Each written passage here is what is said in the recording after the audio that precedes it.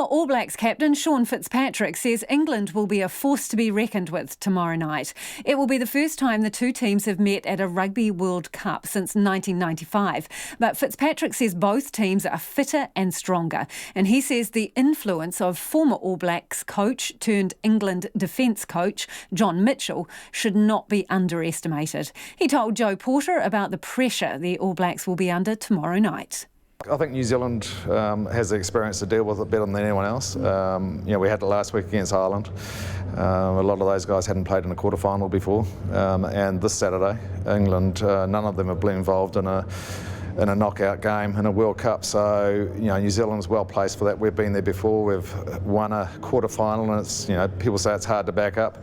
It's not hard because you're playing a semi-final, which will give you the right, if you win, to play in a final. So we've got plenty of experience in that. We've got some really young, enthusiastic guys. So I'm pretty relaxed in terms of that side of it. I'm still nervous, but we have the experience to deal with the pressure of playing in a semi-final. The selection of Scott Barrett at blindside, is that in response to the size, the physicality of the English pack? Yeah, I think he's looked at it, and that's probably something where the game's evolved a bit in the last sort of 18 months, is that teams look at opposition teams more than they probably have in the past in terms of just worrying about their own game. They're now looking at the threats that opposition teams pose, and we did a good job last week on Ireland, and I'm sure they've done the same. Attention to detail in terms of preparing a game plan to beat England. The line-out's important. To have that extra firepower in the line-out, the extra firepower in the scrum, and I think the big thing that a lot of people haven't been talking about is his ball-carrying ability. Scott Barrett brings to it, and people have forgotten that. Probably for the last 18 months, he's been the forward in New Zealand rugby. So him starting, I don't think Sam Cane's been dropped, but just giving us another string to our bow, and to have a 23 like we have, to have Sam coming off the bench for the last 30 minutes to inject that sort of power could be crucial. Do you expect the English forwards to try and suffocate the All Blacks, slow down their ball so that their backs can't get their rhythm going and get their game going? It's quite an attritional game. It's the Brits play, and the English have shown, and even especially last week against Australia, they tend to play a lot of kick chase. They're very fit, which traditionally they haven't been overly fit. They're very fit. Their defensive lines are very good. I think John Mitchell's done a great job in terms of defence. So we need to be patient. We need to start like we did last week. England are going to have a crack at us, and that's good, and we'll have a crack at them, and may the best team win. So what's the key for the All Blacks to unlock that impregnable English defence? Oh, they just got to keep going. Keep doing what they did. Last week it broke down pretty early, but they just need to be patient, work really hard. And eventually the holes will come. The pace of the game is so crucial, and we saw that last week. Least mistakes, you can't give away penalties. They've got the best kicker in world rugby at the moment in terms of success rate. So we can't afford to give away the penalties we gave away last week. And with that, it could take 79 minutes. Last week we were lucky. It's sort of 22 points up after sort of 25 minutes. It took a bit of pressure off, but this week it could be 80, 81, 82 minutes. Do you expect to see a lot of attacking variation again from the All Blacks this week? Yeah, I think so. I think they'll have a different game plan to break England down. I wouldn't be surprised, as you'll see this afternoon, they'll probably start with forward, which is different, so they're thinking differently. They may be a little bit concerned about Barrett starting in terms of their line-out. Their 6 and 7 aren't overly big, which, as I said, defensively for us, that's cool, because it will put pressure on them, and if you give us opportunities in that first 20 minutes, that could be the difference. Being over here in Japan and being around the All Blacks, has it brought back memories of your heydays? Oh, I love it. It's a real privilege to be involved, to have dinner with them on Tuesday night was really cool. As I said to Grant Fox, it's such a privilege to be invited.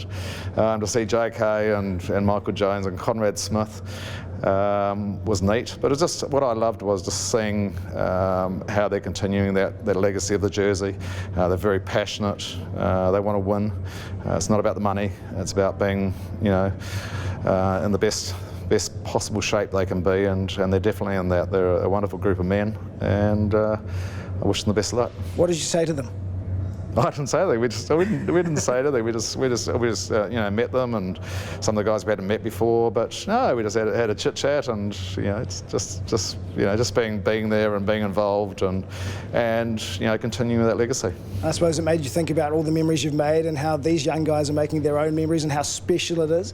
Yeah, I think so. We belong to the best club in the world, so to be around it again, and I'm a real enthusiast. I love the All Blacks. I love watching rugby, and to be at a World Cup. This World Cup is probably one of the best I've ever been to. To be in Asia for the first time, I was at the stadium on the Sunday after the All Black game to see the Japanese play South Africa, and the atmosphere there was just a festival of rugby, and that's what's so good about our game and so good about it being here in Japan. Do you have a prediction for Saturday? I think the All Blacks will win. The English are going to have to play really well to beat the All Blacks, but as I said, that's possible. So we're going to play well, and the All Blacks know that. If they don't play well, they could lose. Pacific Rugby, do you think New Zealand Rugby and World Rugby can do anything to help grow the game in the Pacific, help those Tier 2 teams be a little bit more competitive on a regular basis? Well, I think World Rugby needs to, I'm sure they're trying to do that, but we just can't have them coming to the party once every 4 years and then saying see you later.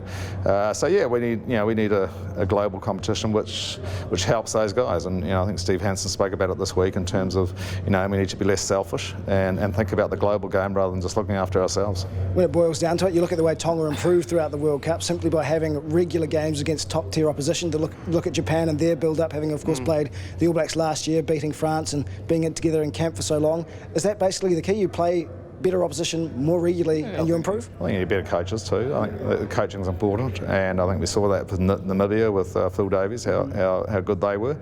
But yeah, we need more competition. They need to be exposed to Tier 1 nations more often than they are.